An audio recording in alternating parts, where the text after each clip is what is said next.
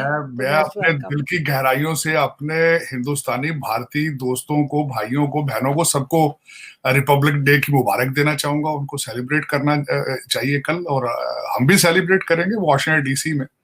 और क्योंकि मैंने बताया है कि मैं पहले भी हमेशा कहता हूँ कि पाकिस्तान अगर मेरी माँ है तो भारत मेरी मासी है, क्योंकि we are part of each other. वो कहते हैं हर चीज तब्दील हो सकती है, पड़ोसी तब्दील नहीं हो सकते। और वो पड़ोसी भी ऐसे कि जिनके साथ हमारा सदियों का रिश्ता है, बंधन है, हमारा कल्चर है, हमारी जबान है, हमारी सोचें हैं, हर चीज। मैं समझता हूं कि वाहिद भारत एक ऐसी नेशन है जिनके साथ हमारी इतनी चीजें मिलती हैं, किसी और के साथ इतनी चीजें नहीं मिलती।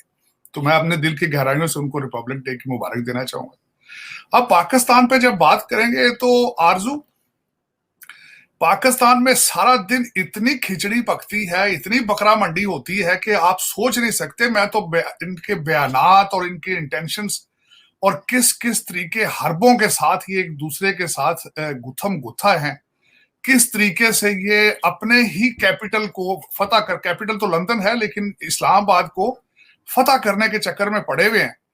कुछ समझ नहीं आती। अगर ये सारे मिलकर कोशिश करते हैं कि ये इतनी यही एनर्जी अगर पाकिस्तान की इकानमी के लिए ये सर्व करते हैं, यकीन करते हैं कि आप सुपर पावर बन जाते हैं। लेकिन अफसोस के साथ कि जिस तरह आपने एक तो खुद फरमाया कि हमारे जो मिस्टर हैंडसम है उन्होंने अब मोहसिन नकवी कहा, इसी बंदे की वजह से मैं गिरा हूं। ये वाहिद आदमी है, डेविड लू की जान छूट गई आज बेचारे की, वो बहुत खुश होगा आज। तो दूसरा आपने कहा है कि देखें हमारे बिजली भी है, वो भी राह ने खत्म की होगी या मुसाद ने खत्म की होगी। इकानमी हमारी तबाह की है तो वो भी या राह ने की होगी या मुसाद ने की होगी या सीआईए ने की होगी। तो दर हकीकत ये नहीं देखते कि आपको 76 साल लगे हैं आपकी लूट मार, मिसमैनेजमेंट और सारा सिलसिला है इसके इसके पीछे। मोहसिन नकवी साहब के बारे में जो मैं बात करना चाहूंगा कि इस वक्त खान साहब, जो मेरे लिए नई चीजें जो आती हैं वो मेरे इस बयानिया को मजीद तकवीत देती हैं कि हम तबाही तक किस तरह पहुंचे हैं दिन ब दिन। अब मैं आप छोटी सी मिसाल आपको देना चाहूंगा। 650 पुलिस वाले सूबा सरहद से जमान पार्क लाहौर में बैठ के हमारे खूबसूरत तरीन जो शख्स है एक पाकिस्तान का मिस्टर हैंडसम, उसकी हिफाजत के लिए मामूर से 650 सिपाही सिर्फ और सिर्फ सूबा सरहद की पुलिस के थे। अब पंजाब पुलिस के अलग से होंगे। और ये अमीरुल मोमिनीन है, ये टैक्स पेयर्स के पैसे पे ये सिपाही आते हैं बेचारे, इनको जेब से तनख्वाहें नहीं दे रहे थे ये। हालांकि जेब से भी पैसा बड़ा उड़ाते हैं। ये शौकत वालदा के नाम पे हॉस्पिटल बनाया है और उन्होंने उसके ऊपर भी लूट सेल है। कोर्ट भी बता रही है, आयला मलक भी बता रही है। तो और उस खुद भी कह रहे हैं सर कि हॉस्पिटल के पैसे कह रहे हैं कि मैंने इन्वेस्ट कर लिए। हाँ, वही कहा था, वहाँ 60 रुपए का हाउसिंग था। स्कीम में। 60 रुपए का था डॉलर जब दिया गया था, हम्म। $3.5 मिलियन जो वापस किया तो उस वक्त 120 का था। 7 साल बाद दे दें 60 रुपए के हिसाब से, क्या फर्क पड़ता है? बहुत पैसे बनाए उन्होंने। लेकिन लूट मार है ना। दुनिया के लिए तस्बीह है, दुनिया के लिए इय्या का नाबुदुन व इय्या का नस्तईन है, दुनिया के लिए जिहाद है, अपने लिए तो सब जायज है भाई। अब उसके बाद ये बताना चाहूं, 650 पुलिस वाला तो सुबह रात का वापस चला गया। चीफ सेक्रेटरी साहब चेंज कर दिए गए और जो नए आईजी लाए गए हैं वो वही आईजी हैं जो इनको ख्वाब में डराता है, जिनसे वो 25 मई वाले, वो नए आईजी साहब आ चुके हैं पंजाब के। सीसीपी कमियाना साहब आ रहे हैं। तो सारे लोग लाए जा रहे हैं और इस वक्त लग ये रहा है कि अगले 24 घंटे में या तो ये भाग जाएंगे जमान पार्क लाहौर से या पकड़े जाएंगे। ये आज सुबह जब मैं उठा हूं अमेरिका में तो ये सारी चीजें मुझे पाकिस्तान से मेरे कुछ दोस्तों की कॉलें थी, तो उसमें कहा था भाई जमान पार्क में इस वक्त अफरा तफरी फैली हुई है। उस एरिया के अंदर लोग भाग रहे हैं इस तरह जिस तरह शिप डूबने वाला हो तो चूहे भागते हैं, वो हालात। तो उसमें ये लाहौर के हालात हैं। दूसरे वो जो 40 चोर, वो कहते हैं अली बाबा 40 चोर एमएनए जो थे वो पहले असेंबली गए, वहां दरवाजे बंद, फिर स्पीकर गए इलेक्शन कमीशन, फिर स्पीकर के घर गए, वहां धरने देते रहे। वो दरबतर होते फिर रहे हैं वहां पे, लेकिन उन्होंने मेरा ख्याल 43 जो है और इस्तीफे मंजूर कर लिए। जी। और अगले दिन एक और इसी इसी हवाले से मुझे पता चला एक और बात का, जब मैं पुलिस वालों की बात कर रहा था कि तकरीबन 22 पुलिस वाले 2012 से लाल हवेली पर मुसलसल उनकी तैनाती थी कि वो हमारे बाबा एस्टेब्लिशमेंट की हिफाजत करें। वो भी अभी 2 महीने पहले बंद किए गए। कभी किसी ने सोचा है कि उनकी तनख्वाहें कौन दे रहा है?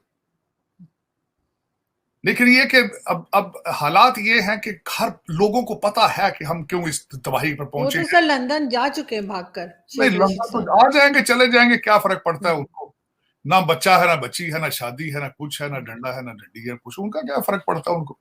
लेकिन इस वक्त आरजू सर्कमस्टांसेस ये हैं कि आपके फॉरेन रिजर्व 4.3 बिलियन रह चुके हैं।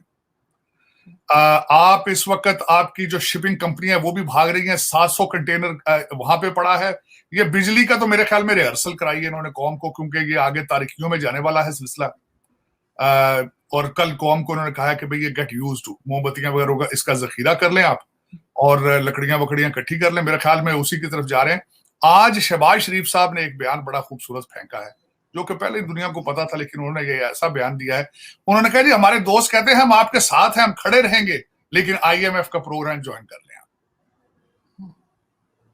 उन्होंने ये आज दाग दिया, डान के ऊपर ये न्यूज थी आज। 380 अरब का जो है वो उसकी समरी तैयार की जा रही है IMF के लिए, नए टैक्सेस के लिए। सदारती जो है वो आ रही है, ऑर्डिनेंस आ रहा है, और उसने आपके जो तनख्वाह वाला तबका है और जो गरीब लोग हैं उन पे तबाही फिरेगी। और दूसरे जो है, बल्कि आज मैं मुबशर लुकमान साहब का सुन रहा था प्रोग्राम, वो कह रहे थे कि भाई ये जो डुअल सिटीजन रूलिंग एलीट है, जो डॉलर बढ़ता है तो ये तो छलांगे लगाते हैं, खुशियां मनाते हैं, क्योंकि डॉलरों में जखायर पड़े हैं, वो तो डबल हो जाते हैं पड़े पड़े। और दूसरा इसमें आरजू जो दुख वाली बातें हैं वो तो दुख ही दुख है, क्योंकि किसी को कोई एहसास नहीं। जो आपकी रूलिंग एलीट है उसको बिल्कुल कोई परवाह नहीं है कि रोटी कहां जा रही है, आटा कहां जा रहा है। मैंने आज एक ट्वीट किया है, उसके ऊपर मैं जो बिलखसूस ये कहना चाह रहा था, अगर ये आपका इस वक्त भारत के साथ और अफगानिस्तान के साथ रिलेशनशिप बनाना, ठीक करना, ट्रेड शुरू करना, इस matter of your national interest. क्योंकि ट्रेड जब तक नहीं करेंगे, भारत से आटा, भारत से दालें, भारत से सब्जियां नहीं लेंगे, उसके बाद मैं जो मेरे ज़हन में मॉडल था कि आप यहां से उनसे ट्रेड करें, और इसी हवाले से, ट्रेड के हवाले से आप अफगानिस्तान के साथ भी ट्रेड करें, एक साइड से सस्ती चीजें लेकर वहां पे कुछ मार्कअप रख के अफगानिस्तान में दें, तो कोई अच्छाई हो दोनों मुल्कों के साथ। और दूसरा, मैं ये हमेशा समझता हूं जब आप ट्रेड करते हैं तो ये आपके लड़ाई झगड़े, दूसरी चीजें आहिस्ता आहिस्ता डाई डाउन हो जाती है। ये बहुत जरूरी है। बल्कि मेरी तो ख्वाहिश होगी ईरान के साथ भी ट्रेड भी करें, रिलेशनशिप भी ठीक करें, चाइना के साथ भी ठीक करें। आप ये उड़ उड़ के जो जाते हैं वेस्टर्न कंट्रीज में डॉलर यूरो लेने के लिए, अपने प्रॉपर्टियां लंदन में, दुबई में बनाने वाले, ये झगड़ा, ये खैर इनसे कुछ छुड़वाएगा तो छूटेंगी, वरना ये तो छोड़ते नहीं। वही मैं हमेशा कहता था, इनसे किसी ने छुड़वाना है, और छुड़वा वही सकता है जिसके पास पावर हो, इख्तियार हो, विल मौजूद हो, और बीवी बच्चे उसके पाकिस्तान के अंदर मौजूद हो। जो इस वक्त आपके जो लोग सारे जिनके आप बयानात सुनती हैं, आप बताते हैं, इंक्लूडिंग जुडिशरी और ब्यूरोक्रेसी जो है, इन सब के बच्चे बाहर हैं इस वक्त, और उनका कोई इंटरेस्ट पाकिस्तान के अंदर नहीं है। वो डॉलरों में, उनकी आमदन भी डॉलरों में है, उनकी इन्वेस्टमेंट भी डॉलरों में है, और बच्चे भी बाहर हैं। वो पाकिस्तान को ना सोच सकते, ना बचा सकते हैं, ना बचाने की उनकी ख्वाहिश है। लेकिन ये कि उनसे जान अवाम तो ये छुड़ा नहीं सकती। अवाम बेहिस है, अवाम पार्टी चाहती है, क्योंकि पंजाबी ज्यादातर देखें ना आपकी ज्यादातर जो फैसले करने वाले इस हुकूमत में वो पंजाबी है, और पंजाबी पार्टी करने वाली कौम है। वो जिहाद वाले वो नहीं लोग हैं, वो इनको गलत किसी ने बता दिया था। वो सिर्फ जाते हैं अताउल्लाह के गाने सुनने के लिए, और दूसरे पार्टी की लड़कियों के नंबर लेने जाते हैं, पार्टी करते हैं, गाने वाने इब्रारुल हक के सुने। तो आ जाए, देख लें, आज खान साहब ने रिक्वेस्ट की थी। जय हिंद दोस्तों, पाकिस्तान को 14 अगस्त 1947 भारत से अलग एक नया मुल्क के तौर पर पहचान मिली थी।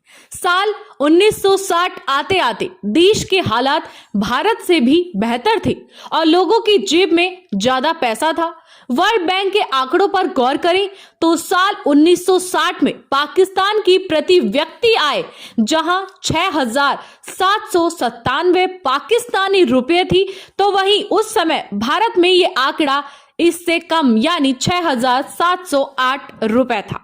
यानी भारत के मुकाबले में 79 रुपए ज्यादा था। लेकिन साल 2021 आते आते भारत की प्रति व्यक्ति आय 1,85,552 रुपए पहुंच गई और पाकिस्तान की 1,25,496 पाकिस्तानी रुपए रह गए। पाकिस्तान में लूट खसोट और आतंक नीति ने पाकिस्तान को भिखारी बना दिया। इसी बात से अंदाजा लगाया जा सकता है कि पाकिस्तान के हालात क्यों बदतर होते चले गए और आज भारत क्यों ऊंचाइयों पर पहुंच गया है। दोस्तों, पड़ोसी देश पाकिस्तान की आर्थिक दशा दिन प्रतिदिन बहुत खराब होती जा रही है। इस वजह से ही वह अब गरीबी में जीने को मजबूर हो रहा है। वहीं अब पाकिस्तान साउथ एशिया की सबसे कमजोर अर्थव्यवस्था में पहुंच गया है, यानी कि उसकी हालत एकदम खस्ता हो गई है। इस स्थिति को सुधारने में उसे काफी समय लग सकता है। इस बात का दावा वर्ल्ड बैंक की एक रिपोर्ट में भी किया गया है।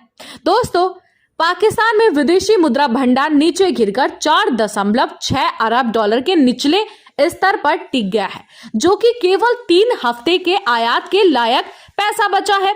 वहीं विश्लेषकों का मानना है कि पाकिस्तान को इस मुसीबत से तत्काल राहत के लिए 33 अरब डॉलर की जरूरत है। इससे आप अंदाजा लगा सकते हैं कि पाक की जिंदगी कैसे मुश्किल में गुजर रही है। हर दिन के लिए उसे पैसे की एक व्यवस्था करनी पड़ रही है। दोस्तों, पाकिस्तान की चरमरा चुकी अर्थव्यवस्था के कारणों पर गौर करें तो एक नहीं बल्कि कई वजहें सामने आती हैं।